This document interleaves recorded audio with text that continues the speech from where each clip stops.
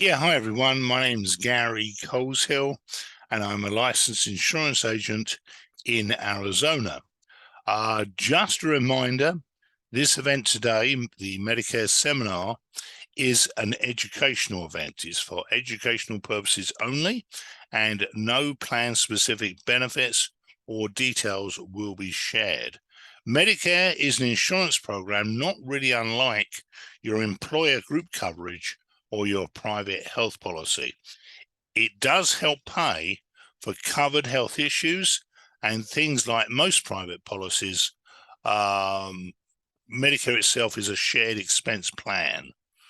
You can elect to purchase additional insurance to cover some of the costs that Medicare doesn't, or you can leave Medicare and have private carriers provide Medicare Advantage plans instead.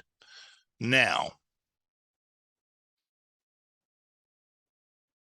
when do you sign up for Medicare? Well, Medicare is for three basic groups of people. Number one is people 65 and older. We know that already. Number two is people under 65 with certain disabilities. And number three is people of all ages with end-stage renal disease. For today, we're going to assume that you're in the first group. Now, most people enroll around their 65th birthday. You can enroll during the 3 months before your birth month, the month of your birth, and 3 months after that month, which gives you a 7-month total initial enrollment period. Now, depending on when you enroll, coverage can start as early as the month of your 65th birthday. If you miss your initial enrollment, you can sign up every year between January the 1st and March the 31st. If you enroll at that time, your coverage is effective from July the 1st of that year. Under certain circumstances, you may be eligible for a special enrollment period. If you have questions about that, please talk to me after the program. If you're still working and covered under employee group insurance, you can either enroll in Medicare and drop your group coverage, or you may be able to actually delay enrollment and stay with your employee program. You need to compare your plan at work side by side with your Medicare coverage and decide which is better for you. Now, before deciding to leave your employer plan, always discuss all of your options with your benefits administrator, insurer, or plan provider. In most cases, once you leave, you can't return to the employer plan. So be aware of that. Now, if you're collecting Social Security, enrollment in Medicare is automatic, and you will receive a card in the mail 3 to 4 months before your birthday. Call your Social Security contact if you have any questions on that. Now, if you're not collecting Social Security, you can enroll in Medicare in 2 different ways. Number one, call Social Security, 800-772-1213 to schedule an appointment around 100 days prior to your 65th birthday. And number two, you can sign up at medicare.gov. Now, the original Medicare program was signed into law on July the 30th, 1965. Former President Harry Truman and his wife were the very first beneficiaries. Today, over 56 million Americans are enrolled in the Medicare program. That's most Americans 65 and older, regardless of their income or their health status. Now, you're going to hear a lot about Medicare supplements, A through N. Original Medicare has only 2 parts, A and B. A is for hospital care, and B is for Part B is for medical services. So let's start there. Medicare Part A is usually free to you, but you have to enroll. Once you do that, you can rely on the basic coverage, or you can purchase supplemental coverage for additional protection. Now, again, Medicare Part A is for hospital care, and it covers things like your hospital room, meals, general nursing, and hospital services and supplies. It does not cover private duty nursing, comfort, or convenience items. Now, coverage is for up to 90 days per benefit, for benefit period. And the first 60 days are covered at 100% after the Medicare Part A deductible is met. You pay an out-of-pocket cost for any days after 60.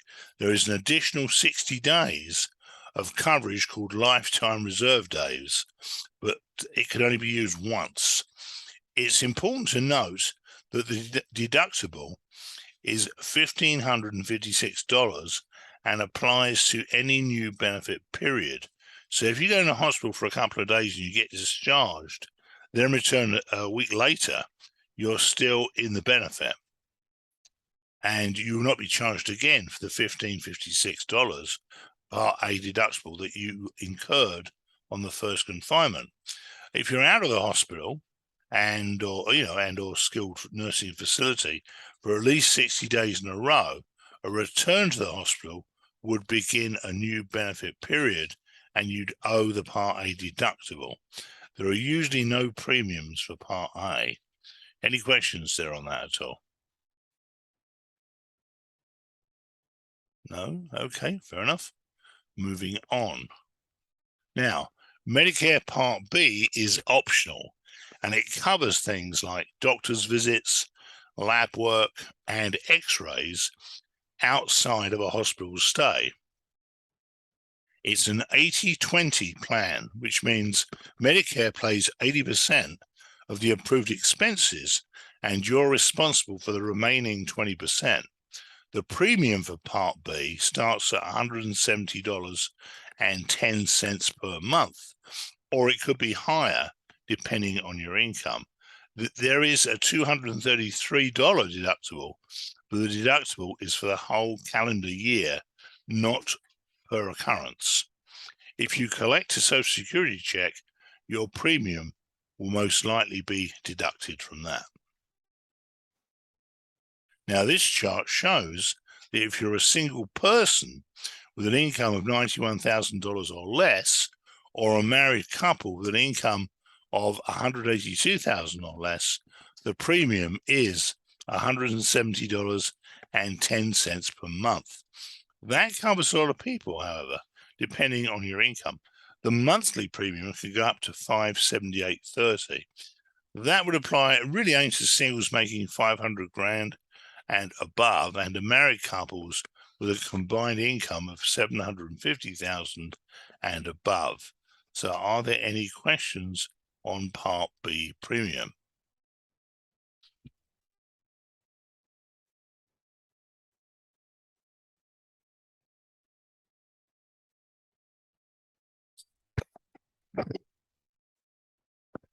Now, here's a potential problem with Medicare. You'll probably need healthcare beyond your hospital and doctor.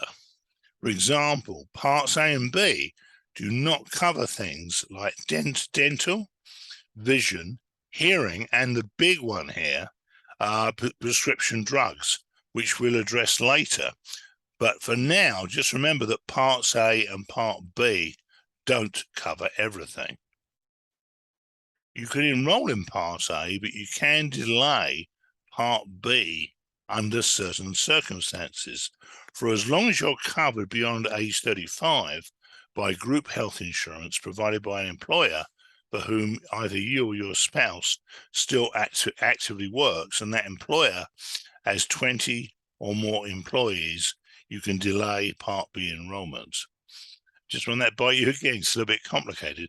As long as you're covered beyond age 65 by group health insurance provided by an employer for whom either you or your spouse still actively works, and that employer has 20 or more employees, you can delay Part B enrollment.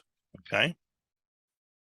Now, do you enroll in Part A, Parts A and B, Medicare Advantage, or even a Medicare supplement plan, or do you continue with employer group health coverage or possibly union coverage? Note, you may also have the option of retiree coverage for healthcare after you retire, but it does not count as a creditable coverage for delaying the enrollment into Part B, and neither does COBRA.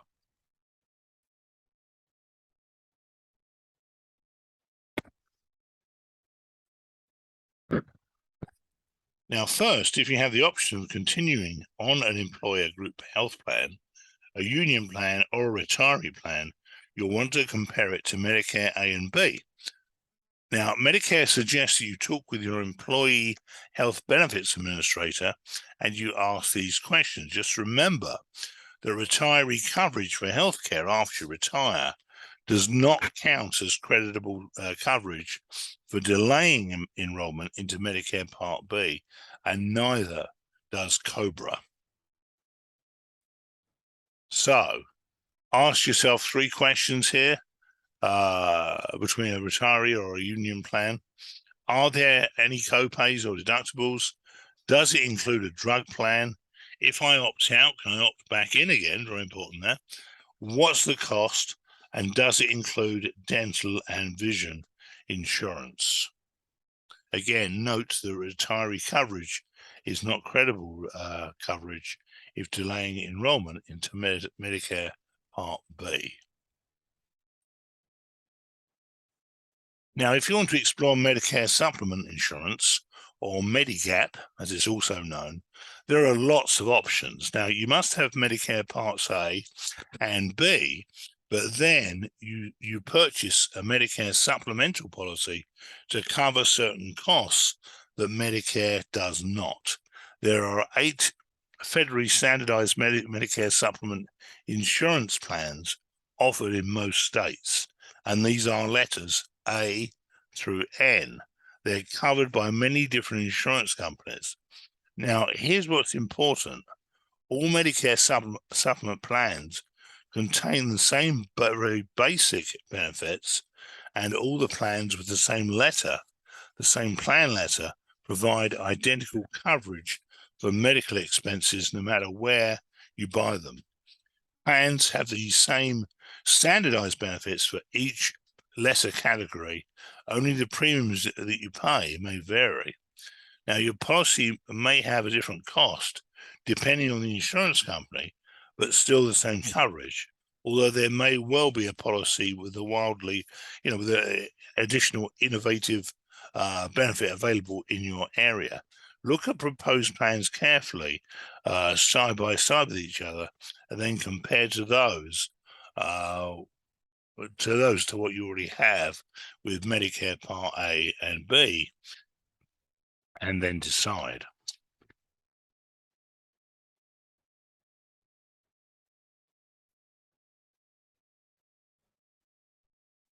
Now, Medicare supplement insurance can help you pay for the gaps in Medicare coverage. It helps if you want to budget your medical costs, or if you travel often and may need to see someone other than your hometown doctor. If you want healthcare coverage for things outside of Parts A and B, like vision and dental, you can also purchase additional insurance coverage. Medicare supplement policies are guaranteed renewable.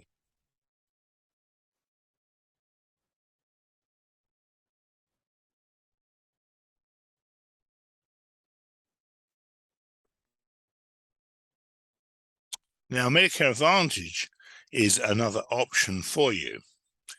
Medicare Advantage plans require that you have original Medicare, Parts A and Part B.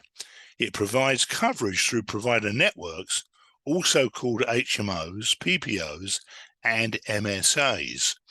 Medicare Advantage Part C basically replaces original Medicare Parts A and B and can include coverage for Medicare Part D. The key benefit is that Medicare Advantage plans have a maximum out-of-pocket feature to help you control your costs.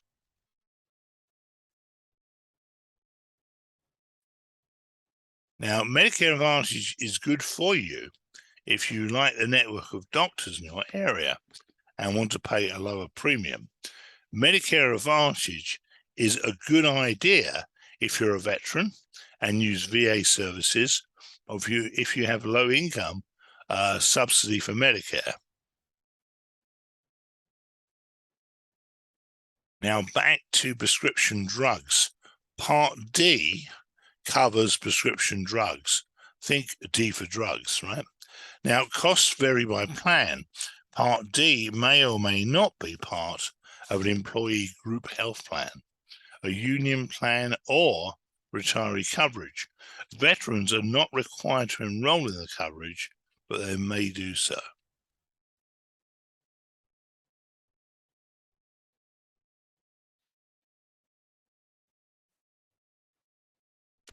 Now, here we talk about extra help with RX.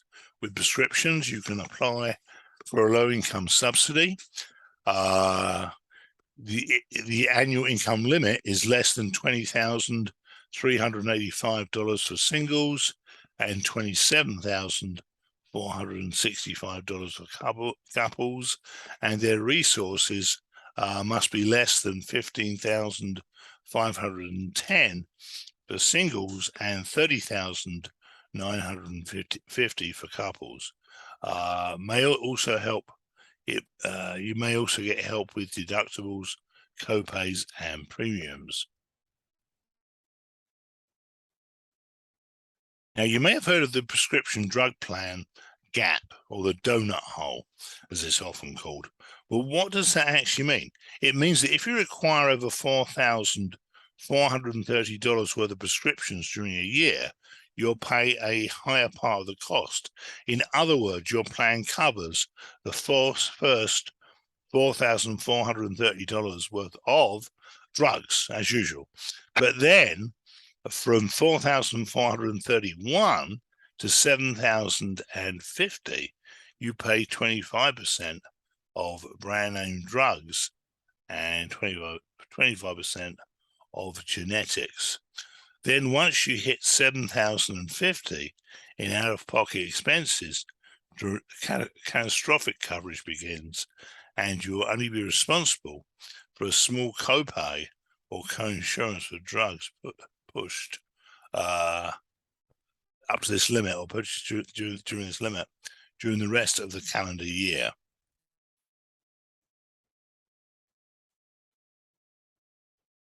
Now, I know this is a lot to take in, and you'll want to take some time reviewing all the different options, but does anybody have a question this time?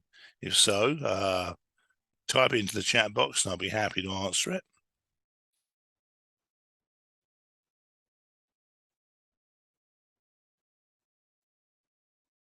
Otherwise, feel free to call me or contact me. Here are my contact details up here.